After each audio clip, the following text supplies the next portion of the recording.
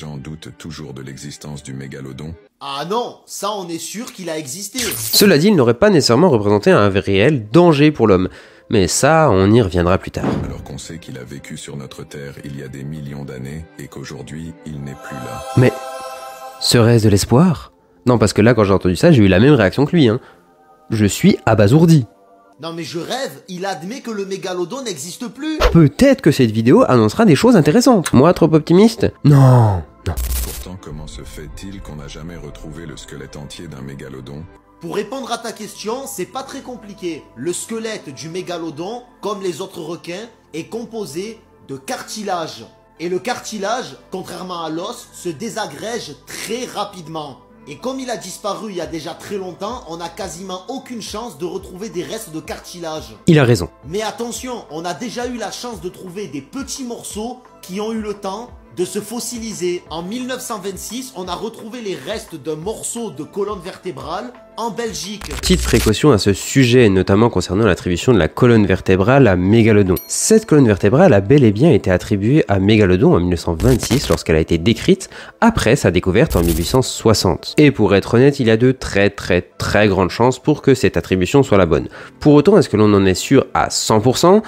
Eh bien, malheureusement, non. Je vous explique. L'espèce du mégalodon a été décrite par Louis Agassiz dans la première moitié du 19e siècle à partir de simples dents, d'où le nom de mégalodon qui signifie littéralement grande dent. Mais par conséquent, si l'on veut véritablement attribuer un fossile à mégalodon, il est nécessaire que celui-ci présente une dent avec des caractéristiques similaires à celles décrites par Agassiz. Autrement dit, si l'on souhaitait véritablement être sûr à 100% de pouvoir attribuer cette colonne vertébrale à mégalodon, il faudrait que cette colonne vertébrale soit rattachée à une mâchoire présentant au moins une dent attribuable à cette espèce-là. Dans le cas contraire, comme ici, il faudrait normalement attribuer ce nouveau fossile à une nouvelle espèce. Ou alors retrouver un squelette complet de mégalodon où la colonne vertébrale est bel et bien rattachée à une mâchoire avec des dents et qu'on puisse comparer les dents à celles que l'on a déjà et les vertèbres à celles qu'on a déjà pour faire le lien entre les deux. Dans le cas contraire, on n'a pas le droit de faire ça. Bon, en l'occurrence, étant donné que le lieu de la découverte correspond au milieu de vie de mégalodon, que l'âge des vertèbres correspond à la période de vie de mégalodon, que nous n'avons aucun meilleur candidat vivant à cette période dans ces milieux-là, forcément ça aide beaucoup, et aussi compte tenu de la ressemblance de ces vertèbres à celle du grand requin blanc qui présente des convergences évolutives certaines avec mégalodon, bon, dans ce cadre-là, l'hypothèse que ces vertèbres appartiennent bel et bien à mégalodon est plus que raisonnable. C'est pour ça que pour vulgariser, on vous dira qu'elles appartiennent à mégalodon.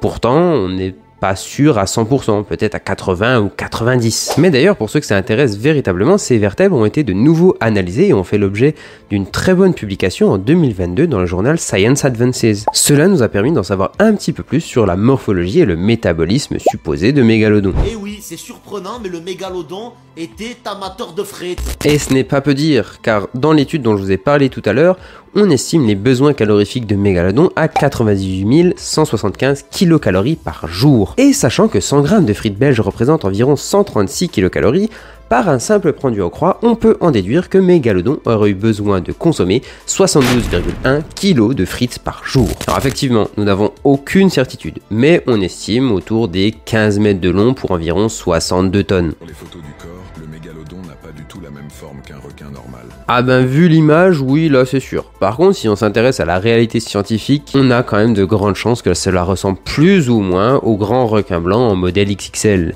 Alors, ressembler à quel point, malheureusement, ça on ne le saura très certainement jamais, à moins de retrouver un squelette complet, ce qui, comme on l'a dit tout à l'heure, a très peu de chances d'arriver, on n'en saura pas plus. Mais bon, ça ne nous empêche pas de fantasmer pour l'instant. Par contre, on est clair, il est éteint, il est mort, complet. Ça n'existe plus, qu'on soit bien d'accord là-dessus. Le plongeur a trouvé cette créature, ils étaient sûrs d'une chose. S'ils viennent de trouver le corps d'un mégalodon, cela veut forcément dire qu'il en existe un deuxième quelque part. Non mais là on est d'accord que c'est complètement con de toute façon. Puisque lorsqu'une lignée évolutive s'arrête, qu'elle s'éteint, il y a forcément un dernier. Bah oui, si ça se trouve, ils ont trouvé le corps du dernier mégalodon, le seul survivant de son espèce qui est mort. Et puis, point barre. De toute façon, je sais pas pourquoi je me prends la tête, de toute façon, ce scénario est juste impossible. Attends. Sérieusement, c'est la seule question qui se sont posées? Y a rien qui te choque. Admettons que ce soit un mégalodon, il y a deux choses qui sont totalement incohérentes.